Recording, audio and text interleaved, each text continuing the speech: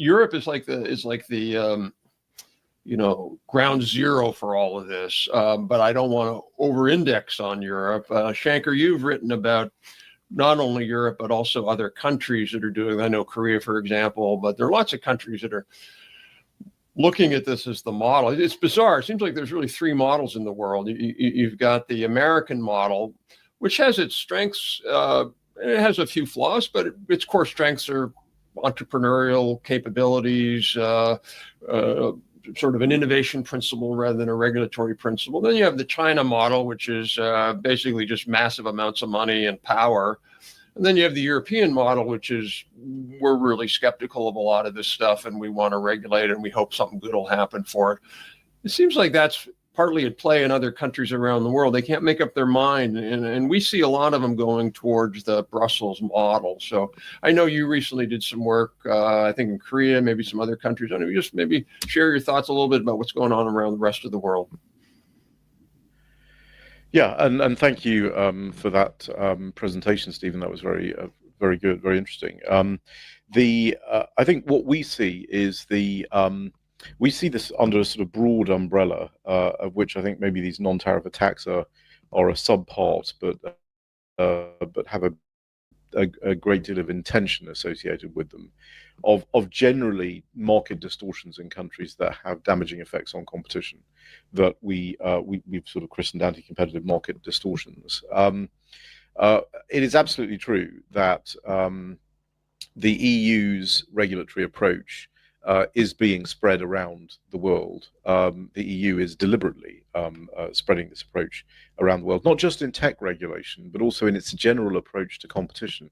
I mean, Jessica mentioned small business and these sorts of things. There is this big is bad theory that the Europeans are particularly fond of, or particularly fond of these days. These are economic theories that were essentially debunked in the US in the 1960s, when Demsetz, famously said, we have no theory that suggests that small fragmented markets are good in and of themselves. Unfortunately, that thinking has sort of come back, and it's a very much sort of zero-sum thinking.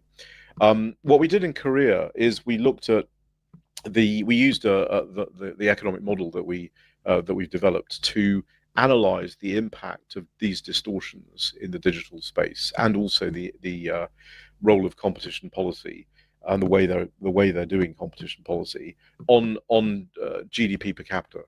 So actually, these distortions in Korea or in Europe are having a damaging effect on their own economies. I think Jessica mentioned and Stephen mentioned the innovation, the lack of innovation effects. I mean, they are translated through into a lack of GDP per capita, which is why in particularly in Western Europe, you have such slow, sluggish economic growth rates for many, many decades now.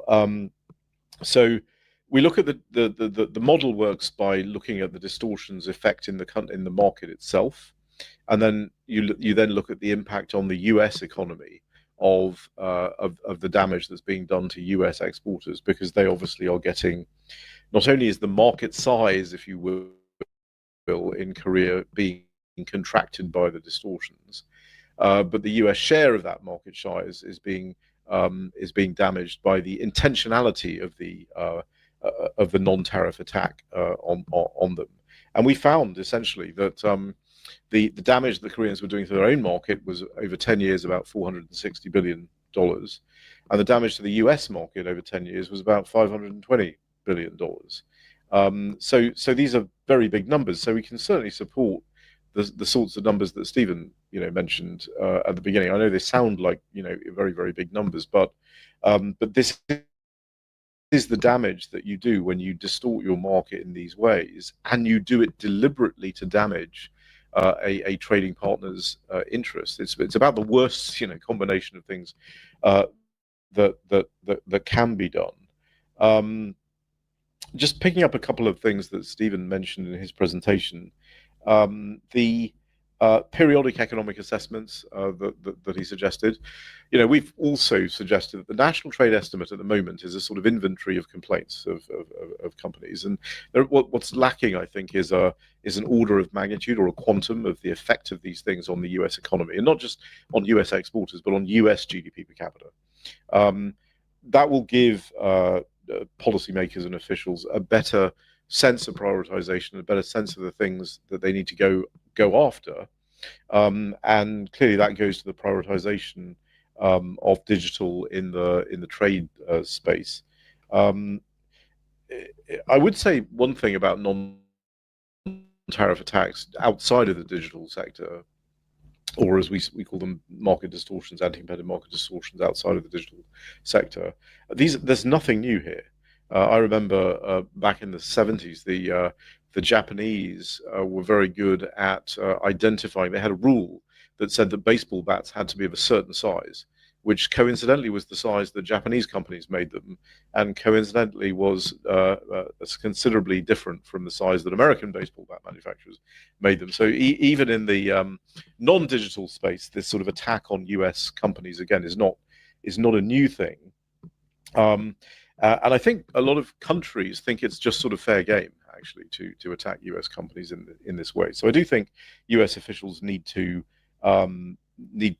push back on this in quite a robust way. On some of the domestic antitrust policy, we've always advocated, I think, maximization of productive and allocative efficiency is what antitrust agencies should be aimed at, consumer welfare enhancement, and not other factors, which many other competition agencies do consider. I think the Koreans even have a sort of equity/equality consideration. I think there's nothing wrong with equity and equality, but if you use that in your antitrust formulation or your implementation of antitrust, you are going to do terrific damage to your own economy. Never mind the trading partners that you hit. And Stephen, you mentioned AT&T. The divestiture of AT&T was very interesting because Judge Green's modified final injunction meant that companies had to basically get the judges, approval for entering new businesses, new lines of business, and it did slow down the take up of wireless telephony in the US. And that goes back to the 1980s. So you make a mistake with some of these things. The damage that you're doing over a period of decades going forward it can be pretty serious. So we certainly would like to see distortions dealt with properly in these trade agreements. The Koreans did agree, as Stephen mentioned, to eliminate some of these barriers, but it doesn't seem to have affected their behavior. So what we actually want to see is I think what we've learned is unless you have robust tools and serious even tarification of these distortions, countries will continue to ride roughshod over US interests in the belief, I think, that other countries around the world will be sort of, will turn a blind eye to those things. So I'm pleased to see that there's a bit more focus from the US administration on some of these things. We recently got, and I'll just finish with this, we recently got a letter from 155 economists. I know, the Trump tariff policy is not popular generally amongst economists, but we did get 155 economists to say that if you are going to do what the administration has done, you need to use the access to the US market to leverage down these distortions in other countries, and by all means lock them into trade deals with zero tariffs or low tariffs. But we got to the focus of the policy needs to be on, let's eliminate these distortions, because in recent book I wrote on this, we did a thought experiment where we basically said, well, if you eliminate all of these distortions in the world, academic exercise obviously, but if you eliminate these distortions around the world between 1990 and 2016, so our version of these distortions are any trade barrier or non-tariff barrier that distorts markets, competition regulation, and property rights protection. If you eliminate the damage to all of these things, between 1990 and 2016, you would have increased the global GDP per capita by a factor of 3. So we are talking big numbers, big losses in the global economy, which explains why we've had in the G7 countries over the last 20 years, it's incredibly slow, particularly in Western Europe, incredibly slow growth rate. And if you keep growing this slowly, by the law of big numbers and compounding, you are going to very soon have a very big problem. If the US economy had grown 1% less from 1890 to 1980, it would be smaller than the economy of Mexico in 1980. So there's a lot at stake here, and it's not just the tech sector that is bearing the effect of this, but certainly the damage that's being done to the US economy and also to global innovation. And what's particularly troubling about the fact that so much of this is emanating from the EU is that the EU ought to be our allies on this.